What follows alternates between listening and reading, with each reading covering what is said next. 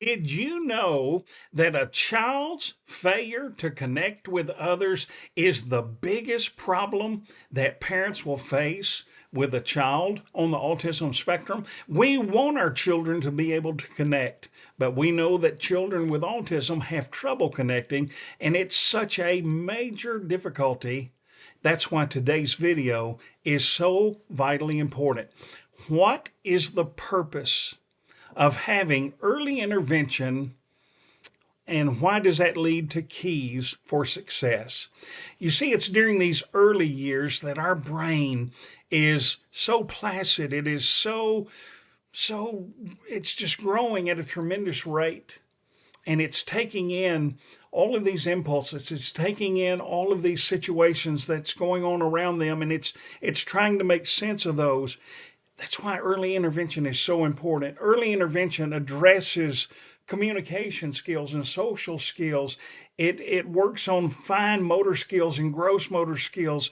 It helps you to help your child to create a sense of independence that's going to lead to better interventions and better freedom moving forward, better long term outcomes as they go from childhood to teenage years to adulthood. And that's really what our purpose is.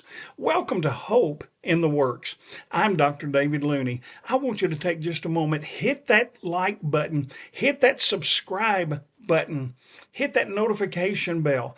And doing that's going to help me to help you, but also to help others like you who are dealing with children with autism. Help me to get the message out so that I can help as many people as I possibly can. Now, back to the question, why is early intervention so important? Why is it so vital? We've already talked about the brain being so placid. It just soaks up like a sponge everything that's going on. It adapts well to the interventions that are being done with them. A second thing that early intervention does is it improves their social skills. They're able to work with a therapist, they're able to work with their teachers at school, they're able to interact with other children. And as you know, communication skills are really tough on a child with autism or on a spectrum that has a spectrum disorder. And so anything that we can do to improve those social skills, and certainly early intervention is going to do that. Speaking of communication skills and social skills that enhance communication skills, the verbal skills that they will pick up, they will be able to mimic the students or their friends around them, what the teachers are doing to work with them, but also they will be able to pick up on nonverbal cues on how to communicate. And as you know, nonverbal is extremely tough for a child with autism.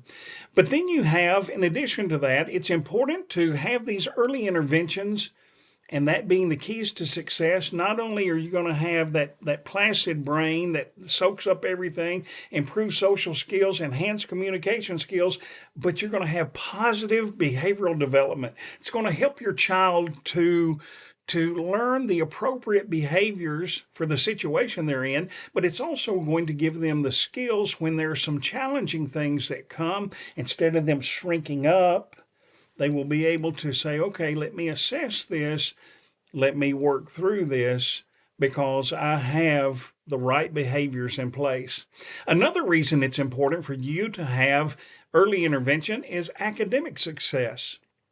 Now, you and I know it's not going to happen for everyone. Not everyone's going to go to high school. Not everyone is going to graduate from high school. Not everyone is going to go to college. But I do know a number of students who have autism who have graduated successfully from high school. I even know others who have graduated from college and they've done extremely well, and now they are out in the workforce. So that is great. And really, that's the goal, is to get them self-sufficient, to get them on the road to where they can care for themselves. I know you know this. Mom and dad, we're not going to be there for them forever. But the things that we teach them today will help them to function for the rest of their lives.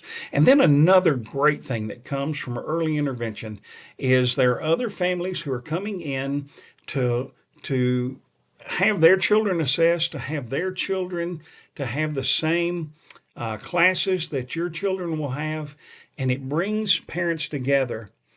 There are always going to be people who will ask you questions about, I kind of noticed some things about your child, and you're going to answer those. Some of that gets very redundant. Some of it gets very frustrating.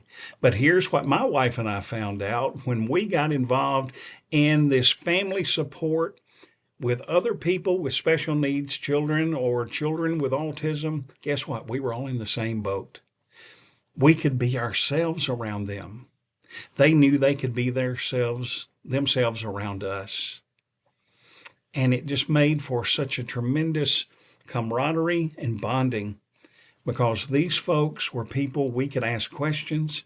How did you handle this? What did you do there? What are some resources that you found?